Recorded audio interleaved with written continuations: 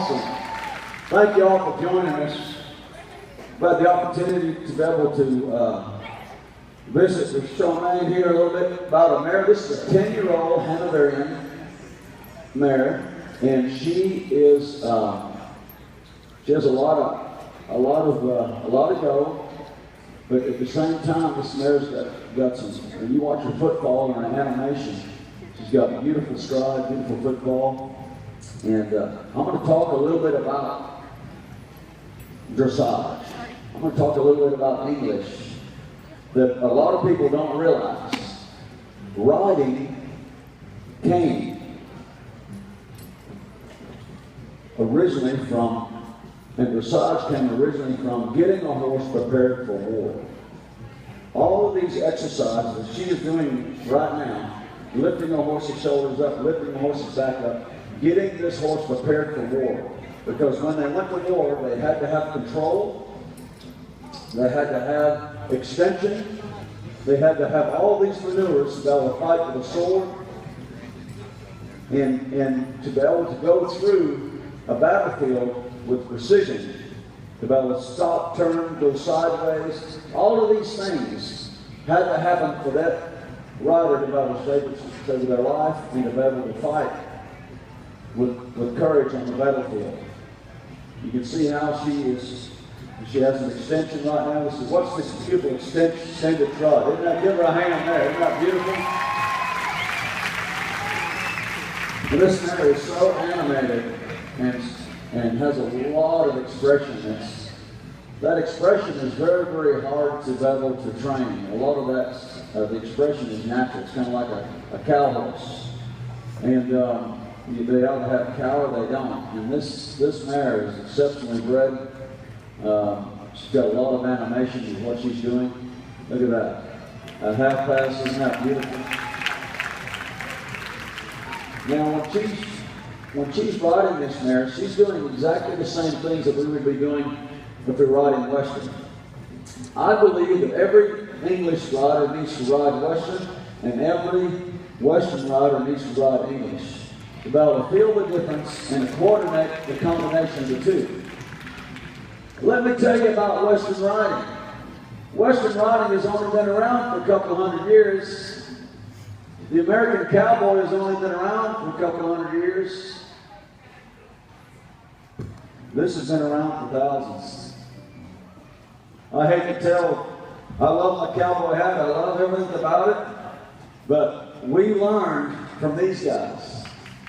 That foundation came from getting a horse prepared for war. But I will tell you a little secret. I went over to England last year and did some clinics, and I went to a museum. They had a big museum there. And of course, I was the guy with the cowboy hat, and I did a clinic at this big dressage barn, and actually the lady that owned the barn was a gold medalist in the Britain. Beautiful payoff. And I went to this museum, and I saw one of the first horses back when the knights used their horses with stuff. And one of the first saddles that they used. And I looked at the horse, and I looked, he had a one ring like a Rommel, and he had like a U.S. cavalry bit in its mouth. And the saddle was like a Western saddle. It had a front to it like a horn, and the back came up in the back. And the stirrups were like tapaderos, stirrups. And you had a javelin. It was an American horse. It was an American style. But years ago, before the English ever started, that's what it looked like. So I remind the English people, hey, look in your history. They rode one-handed in the bridle because they had to use their sword and their javelin on one side. They had to have those horses soft. Just like that. You can see right here, she's in the two reins. She's got a snaffle. She uses primarily that snaffle. I rode this mare this afternoon, a beautiful mare, and she's in the bridle. We call the bridle or the curve bit. So she's got two reins there. She can either put pressure more on one rein if she needs the curve, or she can put pressure more just on the snaffle if she needs a snaffle. But watch how she works. Beautiful. Now that was a lead change right there. Chemaine, I will tell you that she took the lead change to the hind foot first. That was good. This mare has got so much great things about it. One of the things that right there, one of the things that Chemaine and I talked about, she changes in the front first a little bit at times.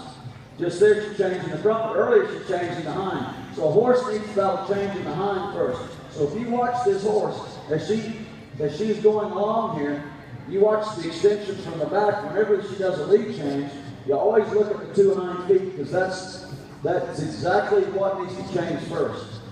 All the leads are dictated by the hind quarters first, the two hind feet. So when I'm watching the horse, it's hard to watch all the 4 feet at one time. But I always watch the two hind feet, because the two hind feet, in my opinion, tell me the story.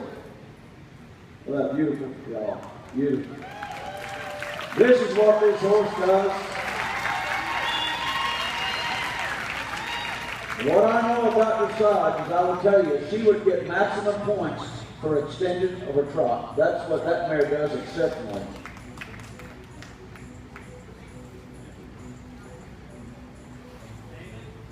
Look at her age. Look at the way she rides this horse. You see very little subtleness. She's very subtle about her age. She's soft rein. Nice.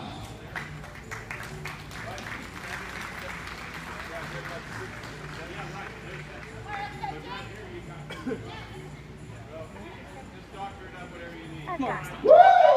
Yeah! All right. Give her a big hand, guys. Awesome. I want to thank you all so much for having me this week. Thank you all for being precious. God bless you. Have a good night. Thank you. Enjoy your exhibition.